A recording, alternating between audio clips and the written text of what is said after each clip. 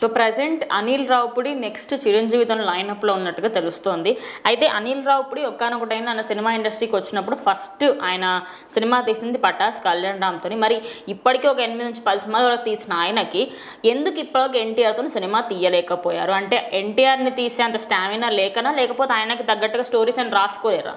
అంటే బేసిక్గా జూనియర్ ఎన్టీఆర్ గారే ఫస్ట్ ఆయన పటాస్ సినిమా, యాక్చువల్ పటాస్ సినిమా అనుకుంది జూనియర్ ఎన్టీఆర్ గారికి.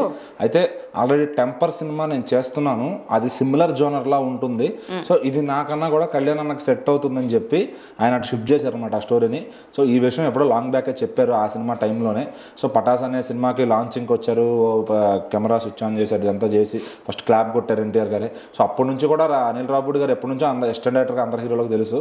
సో ఆ తర్వాత అందరికీ కొంచెం నోటెడ్ అయ్యి స్టార్ డైరెక్టర్ అయ్యాడు అనమాట. ఆయన సినిమాలో ఆయన కష్టపడి చేసుకుంటూ అటు రవితేజ గారికి ఒక బ్లాక్ బస్టర్ ఇచ్చి, అటు కళ్యాణ్ రామ్ గారు అసలు కంబ్యాక్ ఇచ్చి, అట్లా ఇంకా చాలామంది సుప్రీం హీరోకి ఒక బ్లాక్ బస్టర్ ఇచ్చి, సుప్రీం అనేది అట్లా ఏ హీరోకి ఆ హీరోకి తగ్గట్టుగా వాళ్ళ జోనర్లో మంచిగా బాలయ్య గారితో భగవంత్ కేసరి తీసి, మహేష్ బాబు గారితో సర్రేర్ని గారు తీసి, సో అట్లా ఈరోజు సంక్రాంతికి వస్తున్నాంతో స్టార్ డైరెక్టర్ లిస్ట్లో టాప్ లెవెల్కి వెళ్ళిపోయారని చెప్పొచ్చు. సో మరి అలా ఉన్నప్పుడు ఎన్టీఆర్ గారికి ఎందుకు చేయలేదనే ప్రశ్న వచ్చినప్పుడు ఆయన ఏం చెప్పారంటే, నేను అప్పట్లో ఆయనకు ఒక లైన్ చెప్పాను, సో అప్పుడు ఆయన కొంచెం బిజీగా ఉండి, నేను సినిమాల్లో బిజీగా ఉండి నా స్పీడ్కి ఆయనకి కుదరలేదు. సో మళ్ళీ ఇప్పుడు ఆయన ఇమేజ్ పెరిగింది, సో ఇప్పుడు ఆయన ఇమేజ్కి తగ్గ స్టోరీ నా దగ్గర అనిపిస్తే ఖచ్చితంగా వెళ్ళి చెప్తా, ఆయన కాదండు నా దగ్గర. సో అది ఆ క్యాల్కులేషన్స్ కుదరలేదు మా ఇద్దరికి. సో చేయడం మాత్రం తప్పకుండా చేస్తా, అది ఎప్పుడైనా తెలియదని ఆయన చెప్పడం జరిగింది అనమాట. అంటే వీళ్ళిద్దరి కాంబినేషన్లో సినిమా ఎక్స్పెక్ట్ చేస్తే, బికాస్ మన ఎన్టీఆర్కి కామెడీ టైమింగ్ చాలా అంటే చాలా బాగుంటుంది. మనం యమదొంగలో చూడొచ్చు, ఆయన కామెడీ టైమింగ్ పీక్ లెవెల్లో ఉంటుంది. కొన్ని సీన్స్లో అయితే ఈవెన్ మోహన్ బాబు చాలా తక్కువ అనిపిస్తూ ఉంటారు. మరి ఆయనకి ఎలాంటి అంటే టోటలీ కామెడీ లైక్ F2 పడితే బాగుంటుంది అనుకోండి, లేకపోతే భగవద్గీత లాంటి మెసేజ్ ఉండి కొంచెం కామెడీ పడితే బాగుంటుంది అనుకుంటున్నారు?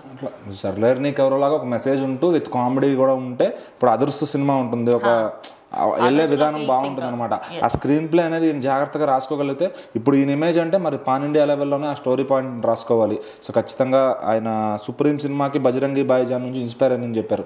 సో అట్లా ఏదో ఒక ఇన్స్పిరేషన్ అనేది జరిగితే కనుక ఆయన మంచిగా చేయగలుగుతారు. ఇక ఎన్టీఆర్ గారిది స్టార్డమ్ కూడా ఈరోజు నేషనల్ వైడ్గా ఉంది కాబట్టి అందరినీ సాటిస్ఫై చేసే స్టోరీ పాయింట్ ఉంటే, సో ఈ నరేషన్ అనేది అక్కడ కామెడీ కూడా క్లిక్ చేయగలుగుతాడు. ఇప్పుడు ఈయన రాసే కామెడీ ఓన్లీ తెలుగు వరకే కాదు కాబట్టి అటు హిందీ ఆడియన్స్ కూడా ఎక్కాలి. వాళ్ళు కూడా కామెడీ సినిమాల్లోనే మర్చిపోయారు. ఇదివరకు హిందీ వాళ్ళ దగ్గర నుంచి మనం కామెడీ సినిమాలు చూసుకునే వాళ్ళం.